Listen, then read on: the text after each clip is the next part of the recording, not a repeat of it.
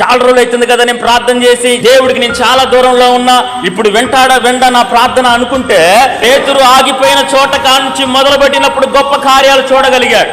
ఏలియా కూడా పదిరి వృక్షం కింద ఆగిపోయి చచ్చిపోతా అన్న తర్వాత పై నుంచి అగ్ని రథాల కిందకు వచ్చాయంటే, ఏమో చచ్చిపోతే బాగుండు అనుకున్నాడు. ఒక ఆమె వచ్చి చంపేస్తా నీ అంతు చూస్తాను ఒక ఆమె మాట్లాడుతూ ఉంది. ఆమె చంపడం కాదు, నువ్వు చావడం కాదు, మరణమే లేకుండా నిన్ను పరలోకానికి తీసుకెళ్తా అన్నాడు.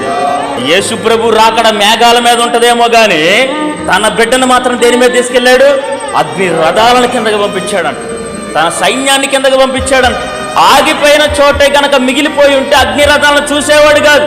ఆగిపోయావా, అడ్డగించబడ్డావా, సైతాన్ యొక్క ఆ ప్రభావానికి లోనైపోయిన వల్ల కాదని నువ్వు అనుకుంటున్నావా? చచ్చిపోతే బాగుండని నువ్వు అనుకుంటున్నావా?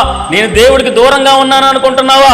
ఆగిపోయిన చోట నుంచి మొదలుపెట్టు, దేవుడు అద్భుత కార్యాలను మనందరం కూడా చూడగలుగుతాం. హల్లెలూయా.